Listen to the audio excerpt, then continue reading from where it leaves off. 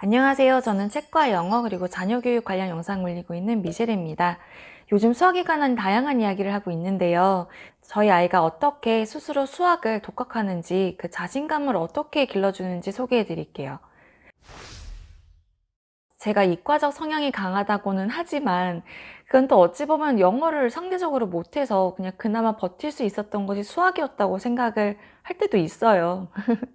스스로 그냥 세뇌를 시킨 거죠. 아, 난 수학이 강해. 아, 난 이과적 성향이야.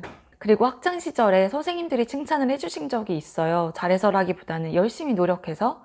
그래서 아, 나는 영어는 잘 못하지만 수학은 잘해. 그러면서 점점 제가 저를 막 믿게 됐던 것 같아요. 나는 정말 수학을 잘해 이러면서. 수학 용어, 그 수학 언어를 알면 영어가 크게 중요하지 않잖아요. 영어의 어휘력이나 문법, 창의적 라이팅 이런 거가 평가되는 것이 아니라 개념 이해하고 풀면 되는 거니까. 그래서 전 대학교 입학하고 3학년이 될 때까지 제가 수학을 진짜 잘하는 아이인 줄 착각하면서 지냈어요. 지금도 그냥 수학을 더 좋아하는 사람이라고 자칭하면서 지내요. 아이가 스스로 자기는 수학을 잘한다라고 생각을 할 수 있도록, 즉 자신감을 가질 수 있도록 부모의 말이 정말 중요한 것 같아요. 남들이 좀 어려운 문제집을 푼다더라, 어떤 수학 무슨 경시대회에 나간다더라, 그래서 우리 아이에게도 하는 게 아니라 아이와 문제 풀고 대화를 나누다 보면 그 느낌 오잖아요. 아, 엄마의 욕심 말고 아이가 잘할 수 있는 문제집을 통해서 연습하고 깨우쳐 나가는 그 과정이 굉장히 중요하단 말이에요. 저희도 조금 난이도가 높은 문제집을 풀어본 적이 있어요. 그러니까 아이가 수학을 엄청 잘해서 한 게 아니에요. 아이가 도전을 해보고 싶다고 해서 시도해 봤어요. 물론 많이 틀려요. 때때로 아이가 난 수학을 잘 못하나 봐 하면서 좌절할 때도 분명히 있어요. 그러면 이럴 때 엄마가 진짜 중요한 게 엄마가 굉장히 쿨하게 대해 주셔야 돼요.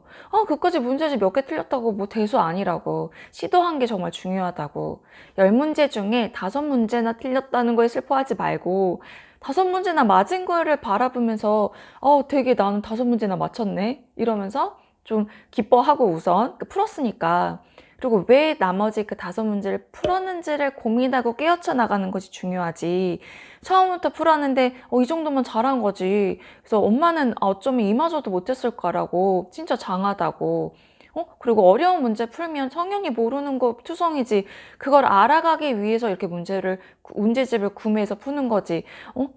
엄청 쉬운 거 1 더하기 1만 하고 있으면 그게 시간 낭비하는 거지. 그래서 다 맞았다.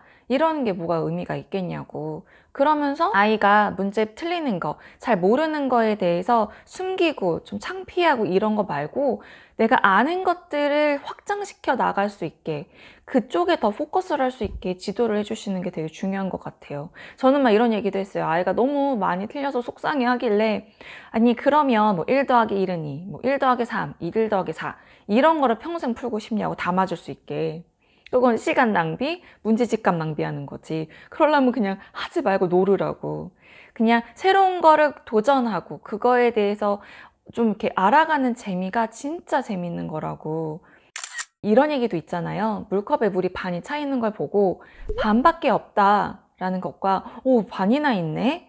이렇게 바라보는 관점에 따라서 세상이 달리 보이는 것이라고 정말 이 얘기를 자주 해줘요.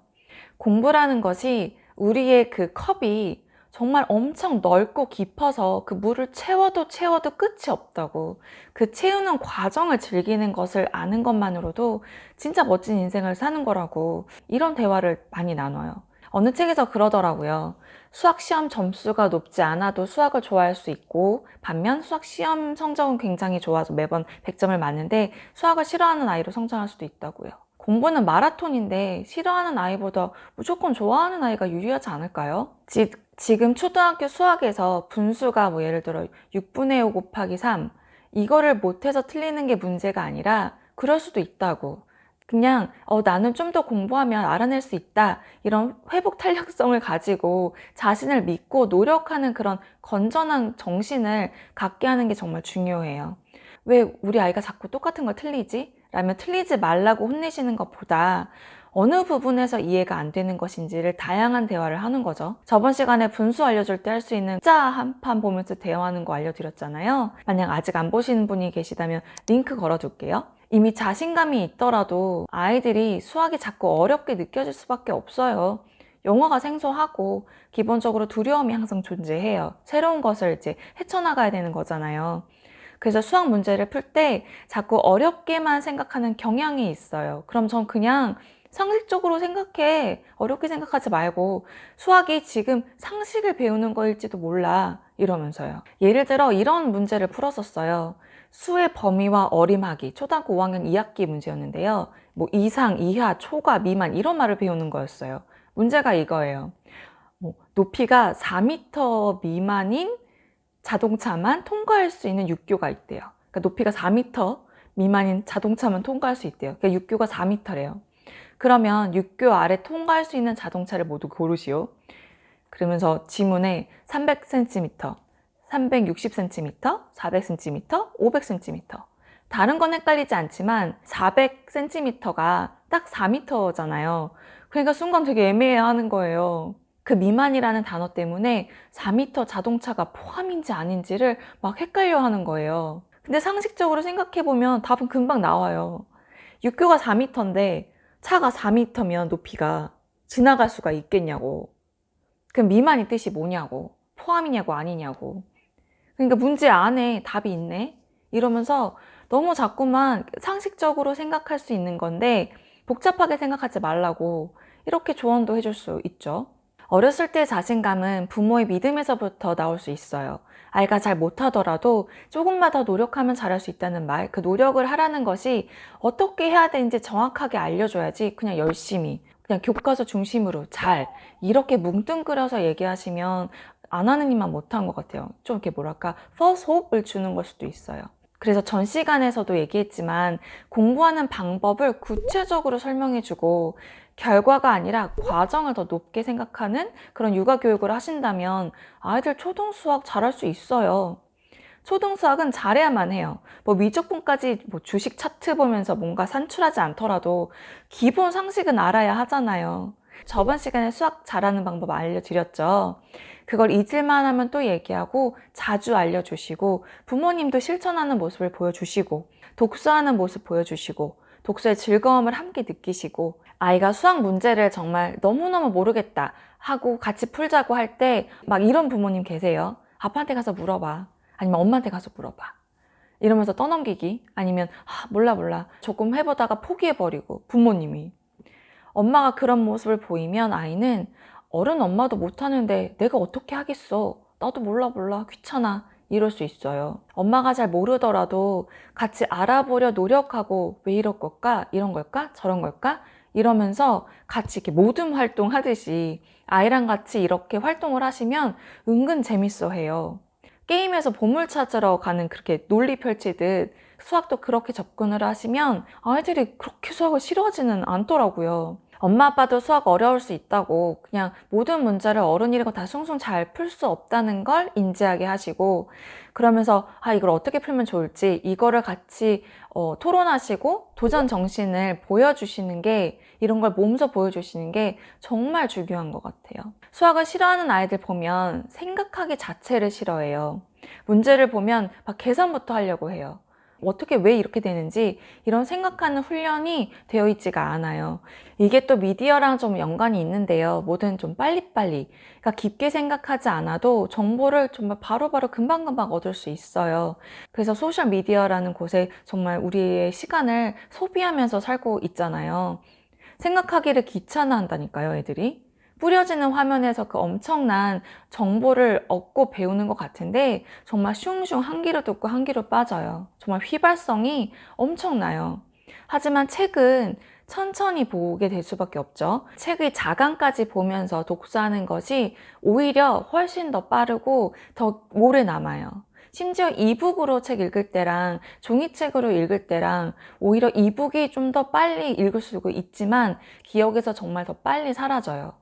그래서 이북을 구매했다가 다시 종이책을 구매해서 읽는 경우가 많다는 조사 내용을 본 적도 있어요. 그래서 정제되어 있는 책 읽기를 해야 한다고 계속 말씀을 드리는 거예요. 그러면 아이의 국어 실력이 매년 향상이 될 것이고 독해력도 좋아질 것이고 동시에 이해력이 향상이 되면 누가 굳이 따로 수학 개념 설명 안 해도 문제집이나 교과서의 설명만 봐도 기본 개념, 그 수학 용어는 스스로 배울 수 있어요. 오히려 남이 다 가르쳐주고 본인이 틀린 문제에 대해 깊게 생각도 그 고민도 하기 전에 뭐 과외 선생님이 와서 다 풀어주고 너는 이러이러한 부분이 부족해 라고 평가까지 내려주고 파악도 다 대신해주고 이게 어떻게 자기가 공부한 거예요? 남이 다 공부해 준 거지. 그렇게 공부를 하면 그런 식으로 배워나가면 그런 식으로 공부를 습관화하면 다 정말 까먹게 되는 거죠. 당연히. 문제 해결 능력도 키울 수 없고요. 이렇게 주입식으로 공부하는 스타일은 고등학생 때뿐만 아니라 인생에서 문제 해결 능력 부족으로 좋은 퍼포먼스를 내기가 어려울 수 있어요. 그럼 나중에 그러겠죠? 비싼 학원 보내는데 왜 우리 아이는 수학을 못하지? 너무 당연하지 않나요? 내가 정작 스스로 한 게 아무것도 없거든요. 요즘 이런 것도 있대요. 아이가 수학 문제를 풀었는데 틀리면 바로 띵 하는 소리랑 같이 대신 문제를 풀어주는 그런 앱도 있대요. 이건 요즘 알파 시대에 정말 빨리빨리 바로바로 답을 얻어야 마치 빨리 이해하고 빨리 내 것이 되는 것이라고 착각을 하는데요. 절대 그럴 수가 없어요. 절대 그렇지 않아요. 남이 대신해 주는 건 내 것이 되지 않아요. 그리고 뭐든 체화되는 시간이 필요해요. 초등학생 때부터 너무 혼나고 강압적으로 교육을 받으면 우리 아이라고 수포자의 길을 가지 말란 법이 없어요. 여기 대한민국 수포자가 60%래요. 저는 초등학생 수포자가 36.5%에 포함되는 그 학생들이 꼭 개인 교습이나 학원을 다니지 않아서가 아니라 어쩌면 너무 많이 댕겨서 질에 질려버려서 나오는 숫자가 아닐까? 라는 생각도 가끔 해봐요. 수학을 제대로 배우기도 전에 좌절을 맛보고 자신감은 바닥을 치고 수학만 보면 막 토할 것 같다고 이런 얘기하는 초등학교 3, 4학년 애들도 봤어요. 결과 중심이 아니라 과정 중심. 비록 지금 당장 숫자와의 싸움에서 거뜬히 이기지 못하더라도 차차 잘하게 될 거라고 믿어주셔야 해요. 말이라도 이런 거 하지 마세요. 넌 수학적 마인드가 부족해. 왜 자꾸 똑같은 거 또 틀리고 또 틀리고 그러니? 우리 애는 생일이 느려서 모든 게 좀 느려. 얘는 좀 뭔가 느려. 이런 말로, 상처되는 말로 아이를 미리 틀에 갖게 하지 마시고요. 대단해. 언젠간 해내리라 믿어. 노력하면 잘할 수 있어. 엄마가 알려준 이 방법, 공부하는 방법 있지? 이것만 숙지하면 돼. 수학을 잘하려면 실천하고 노력해야 되는 그 세 가지. 그것과 자신감을 가지면 정말 정말 잘할 거야. 그리고 말이 씨가 된다고 잘 되라 잘 되라 그러면 진짜 잘 돼요. 그러니까 가정에서 가장 우리 아이를 많이 보는 우리가 덕담을 많이 많이 해주면 어떨까. 그래서 자신감을 가질 수 있도록 보필을 한다면 수포자는 덜 생기지 않을까라는 생각을 조심스럽게 해봅니다. 이런 얘기를 많이 듣고 자라는 저희 아이는 객관적으로 수학을 잘하는지 못하는지는 잘 모르겠지만 아이의 마음속엔 스스로 수학을 좋아하고 잘하는 아이라고 생각을 하고 있어요.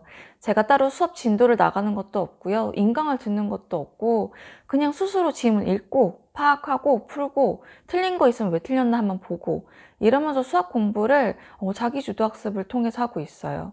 물론 진도가 느리게 나갈 수도 있어요. 다 읽어보고 이해하고 그래야 하니까요. 그런데 뭐든 꾸준히 하면 그게 쌓이면 눈덩이 법칙처럼 진도는 나가게 되더라고요. 이런 경험이 쌓여야 자신감을 가질 수가 있어요. 모두 문제를 풀고 다 100점을 맞는 것이 자신감을 갖는 게 아니에요. 제가 예전에 수학과 영어를 어떻게 접목해서 아이가 스스로 공부를 할 수 있는지 소개해드린 영상이 있어요. 그거 링크 걸어드릴게요. 그 영상 통해서 수학뿐만 아니라 수학과 영어를 좀 결합해서 흥미를 이끌어내시는 것도 되게 좋은 것 같아요. 오늘 영상은 여기까지고요. 끝까지 시청해주셔서 감사드립니다.